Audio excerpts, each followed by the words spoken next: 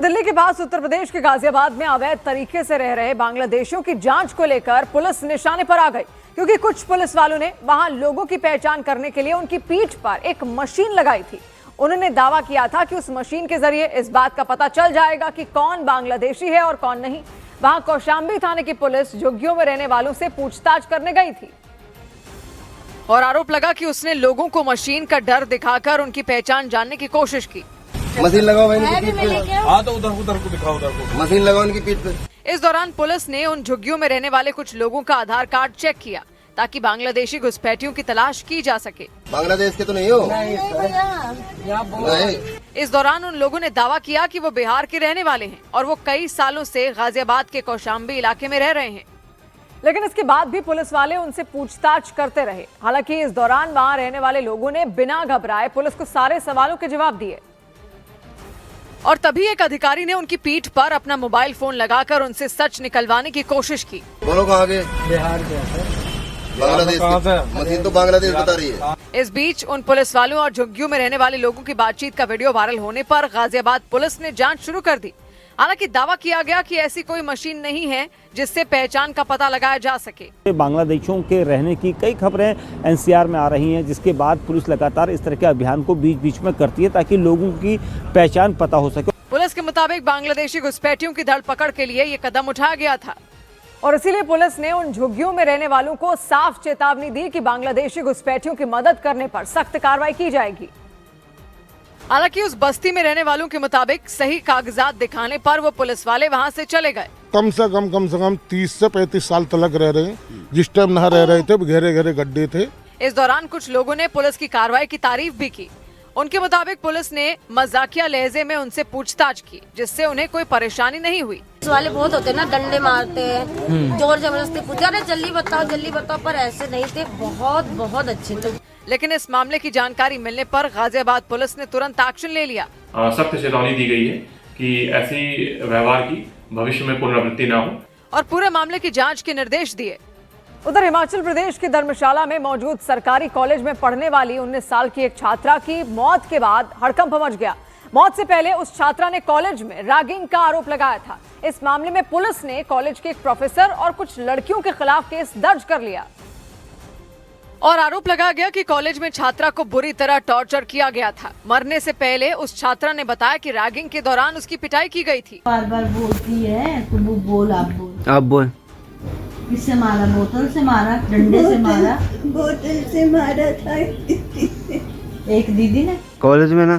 फिर मैं वीडियो में उस छात्रा ने रैगिंग में शामिल एक लड़की का नाम भी लिया। उसने आरोप लगाया कि वो लोग उसे पढ़ने नहीं देते थे। मोनिका थी, वो भी साथ में थी। मोनिका, हाँ वो भी मिली थी उनके साथ। हाँ, मेरे को पढ़ने नहीं देती थी। अच्छा। मेरे को पढ़ाने में भी दिक्कत करती थी। छात्रा के परिवार के मुताबिक रैगिंग की वजह से उनकी बेटी डिप्रेशन में चली गई थी और उसकी वजह से छात्रा की तबीयत बिगड़ती चली गई थी। पहले उसका इलाज धर्मशाला में करवाया गया और फिर उसे पंजाब के लुधियाना ले जाया गया था, लेकिन तमाम कोशिश के बाद भी उसकी जान नहीं बचाई जा सकी। 26 दिसंबर को उसकी इलाज के दौरान मौत हो गई थी। 19 साल की छात्रा की मौत के बाद परिवार में कोहराम मच गया। परिवार के मुताबिक उनकी बेटी धर्मशाला के डिग्री कॉलेज में पढ़ती थी। आरोप लगाया गया कि कॉलेज में पढ़ने वाली हर्षिता, आकृति और कोमोलिका नाम की लड़कियों ने उससे मारपीट की थी और उसे गंभीर परिणाम भुगतने की धमकियां दी थी। छात्रा ने यह भी आरोप लगाया था कि अशोक कुमार नाम के कॉलेज के प्रोफेसर ने उसके साथ गलत काम किया था और कॉलेज में हुई रैगिंग की वजह से वो छात्रा बुरी तरह टूट गई थी। परिवार के मुताबिक जुलाई में हुई परीक्षा में वो फेल हो गई थी। इसके बाद वो कॉलेज नहीं गई और तो और 21 अगस्त को उसका नाम कॉलेज से काट दिया गया था और उस दौरान कॉलेज में उसके साथ बदसलूकी हुई थी। दावा किया गया कि कॉलेज में रैगिंग और लगातार हुई बेइज्जती की वजह से वो डिप्रेशन में चली गई थी। इसके बाद परिवार ने उसका हर जगह इलाज करवाया, लेकिन उसकी तबीयत में कोई सुधार नहीं हुआ। इस दौरान परिवार के लोग उसे समझाने की कोशिश करते रहे ताकि किसी भी तरह वो ठीक हो जाए। क्या बोलती? फेल हो गई है तू? तो फेल तो बोलना सारे होते हैं। तुम लोगों ने ऐसे किया मेरे साथ, तो तुम लोग कौन से आगे बढ़ जाओगे? परिवार के मुताबिक कॉलेज जाने से पहले उनकी बेटी बिल्कुल ठीक थी, लेकिन रैगिंग और उसके साथ हुई बदसलूकी ने उसे तोड़ दिया था और दावा किया गया कि रैगिंग की वजह से उनकी बेटी सिर्फ 19 साल की उम्र में इस दुनिया से चली गई। हालांकि छात्रा की मौत से पहले परिवार वालों ने उसे समझाने और उसे डिप्रेशन से बाहर निकालने की तमाम कोशिशें की थी और उसे ये समझाने की कोशिश करते थे कि वो उन सभी बातों को अपने दिल दिमाग से निकाल दे जो उसे परेशान करती हैं। दिल में मत रख, जो तभी ये हटेगी। जो तेरे दिमाग में ना सब बता, क्या हुआ बता दे, बता कौन करता था, बता कुछ नहीं होता, डरना नहीं, बता। बातों बातों में परिवार ने उससे ये भी जानने की कोशिश की कि कॉलेज में उसे किसने मारा था। मारते भी थे तेरे को? बता किससे मारता तेरे को, बता जल्दी बता। बताएगी नहीं तो फिर होगा कैसे? मौत से पहले उस छात्रा ने मारपीट करने वाली लड़कियों और उस प्रोफेसर का नाम भी बताया जिन्होंने उसके साथ गलत व्यवहार किया था। और परिवार वालों के मुताबिक कई दिनों तक लुधियाना के दयानंद अस्पताल में छात्रा का इलाज चलता रहा, लेकिन 26 दिसंबर को उसकी मौत हो गई थी और छात्रा की मौत के बाद पुलिस एक्शन में आ गई। परिवार की शिकायत पर पुलिस ने केस दर्ज कर लिया और मामले की जांच शुरू कर दी। 4 जो है वो लड़कियां हैं जिनका उसने नाम जो है उसमें लिया है और एक जो प्रोफेसर हैं उनके ऊपर जो है ये एफआईआर दर्ज की गई है। हालांकि इस मामले में कॉलेज प्रशासन ने रैगिंग और छात्रा के साथ बदसलूकी की बात से इनकार कर दिया। जो हमारी एंटी रैगिंग कमेटी है उसके पास या मेरे पास कोई भी ऐसी जानकारी आज तक जो ये जो सेशन इसमें तो वो 29 जुलाई के बाद वो कॉलेज ही नहीं आई। दूसरी तरफ मामले की तह तक जाने के लिए पुलिस ने छात्रा के साथ पढ़ने वाली लड़कियों के बयान दर्ज किए। इसके अलावा कॉलेज के प्रोफेसरों का भी बयान दर्ज किया गया ताकि छात्रा की मौत की वजह का पता लगाया जा सके, क्योंकि छात्रा के पिता ने मीडिया से बातचीत के दौरान ये आरोप लगाया कि उनकी बेटी के साथ न सिर्फ कॉलेज में पढ़ने वाली लड़कियों ने मारपीट की थी बल्कि कॉलेज के प्रोफेसर भी उसके साथ बदसलूकी करते थे। और तो और छात्रा के पिता के मुताबिक कॉलेज में उनकी बेटी को उसकी जाति को लेकर परेशान किया जाता था। उसकी जाति वाति को भी बोलते थे, टूल कास्ट के लिए बोलते थे उसको, एससी की, तेरी एससी कास्ट है बोला, जिसने सरों ने भी हरासमेंट किया और बच्चों ने भी किया उसको।